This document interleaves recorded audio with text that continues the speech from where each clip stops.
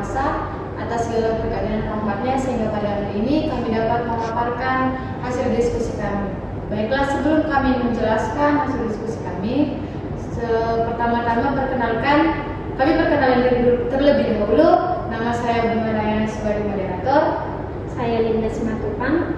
Saya Lastio Manurung. Saya Inaka Tagatara. Dan saya Jennifer Lopez Murtali. Baik, di sini kami akan membahas mengenai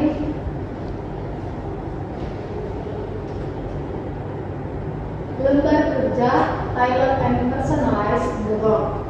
Baik, kepada pemateri pertama, waktu dan tempat saya persilahkan.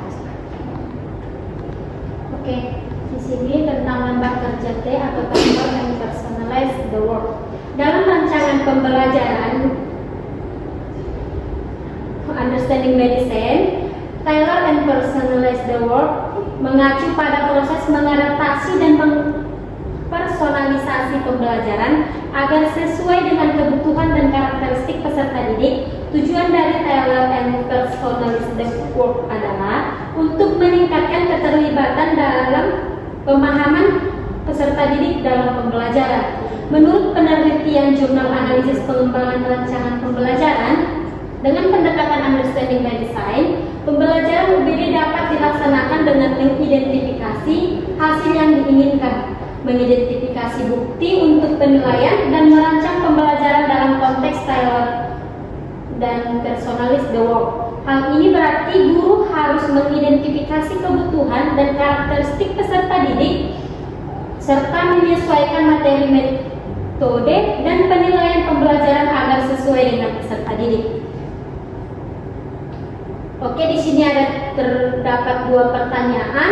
Yang pertama, bagaimana mengakomodasi berbagai kebutuhan perkembangan gaya belajar dan pengetahuan sebelumnya dan minat peserta didik sambil tetap menjaga arah pembelajaran pada tujuan. Yang kedua, bagaimana cara menyesuaikan rencana pembelajaran apabila ada perubahan kondisi untuk memaksimalkan keterlibatan dan efektivitas pembelajaran, dan akan dijawab oleh teman saya.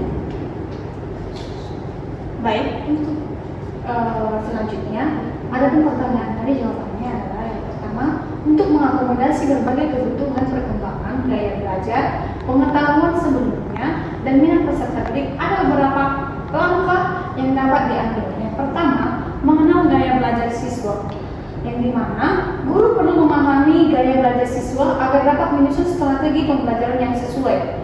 Gaya belajar yang dapat beragam seperti gaya belajar visual, yaitu belajar melalui gambar dan atau visualisasi, auditory, yaitu belajar melalui pendengaran, dan kinestetik, yang dimana belajar melalui gerakan atau praktik.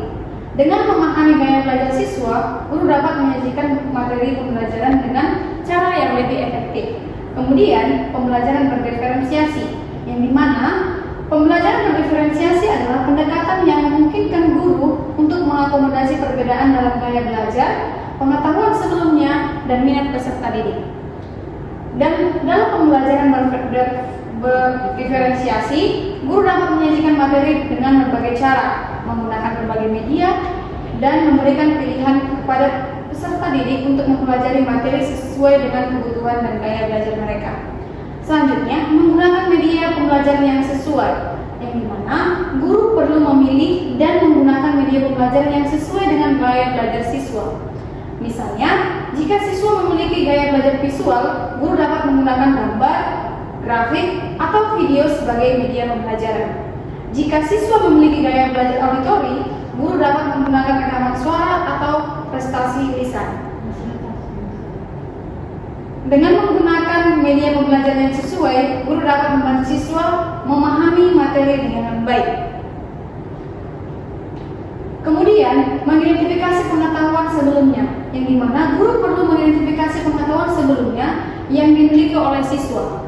Hal ini penting agar guru dapat membangun koneksi antara pengetahuan baru yang akan diajarkan dengan pengetahuan yang sudah dimiliki oleh siswa. Dengan memahami pengetahuan sebelumnya, guru dapat memodifikasi tingkat kesulitan pada bahan pembelajaran agar sesuai dengan kebutuhan belajar siswa. Kemudian, menggunakan pendekatan pembelajaran yang beragam, guru dapat menggunakan berbagai pendekatan pembelajaran untuk mengakomodasi kebutuhan perkembangan gaya belajar, pengetahuan sebelumnya, dan minat peserta didik. Misalnya, guru dapat menggunakan pendekatan pembelajaran kooperatif, berbasis proyek, atau pembelajaran berbasis masalah. Dengan menggunakan pendekatan yang beragam, guru dapat memberikan pengalaman belajar yang menarik dan relevan bagi siswa. Selanjutnya, saya serahkan kepada moderator. Baik, terima kasih untuk penjelasannya. Selanjutnya akan dijelaskan oleh Inneke Togatora. Kepada Inneke Togatora, waktu dan tempat saya persilakan. Oke, baiklah, ada penlanjutannya, yaitu dengan mengakomodasi berbagai kebutuhan perkembangan, gaya belajar, pengetahuan sebelumnya, dan minat peserta didik, guru dapat menciptakan lingkungan pembelajaran yang inklusif dan efektif. Hal ini akan membantu siswa dalam mencapai tujuan pembelajaran yang telah ditetapkan sesuai dengan teori kebutuhan Maslow. Berikut ini beberapa upaya dalam memenuhi kebutuhan peserta didik, yaitu yang pertama, pemenuhan kebutuhan fisiologis. Yang kedua, pemenuhan ketentraman atau kenyamanan.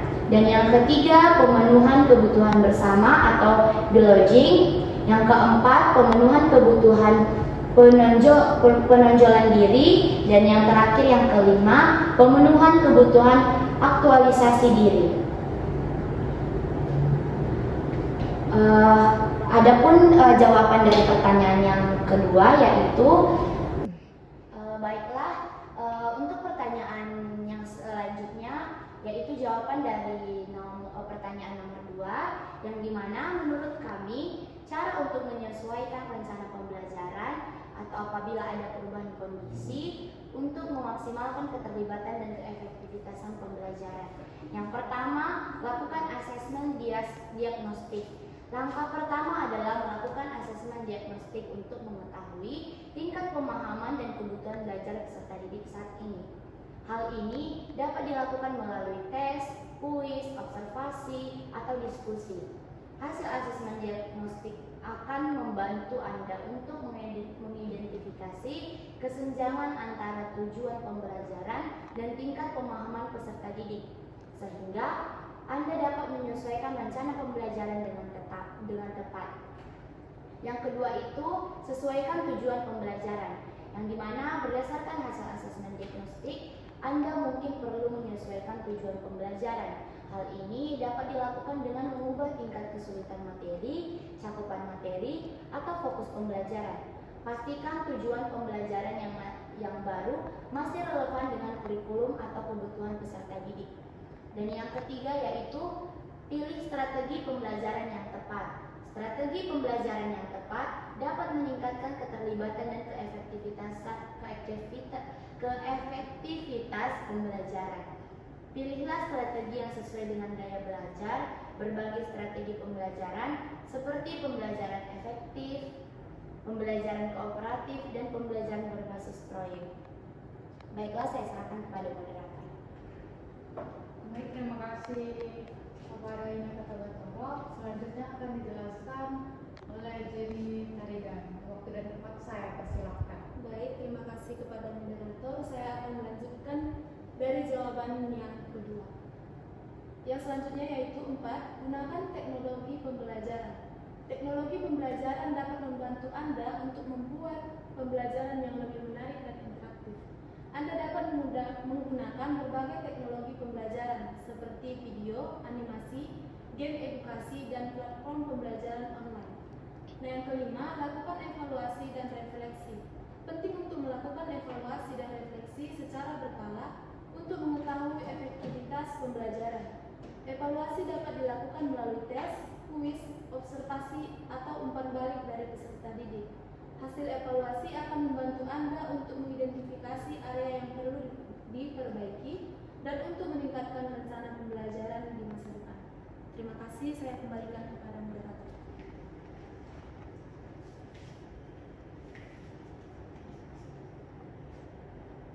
Baiklah, demikian presentasi dari kelompok kami. Jika ada pertanyaan kepada teman-teman melalui room chat, kami persilakan. Demikian presentasi kami. Saya ucapkan Semangat pagi dan selamat pagi bagi kita semua.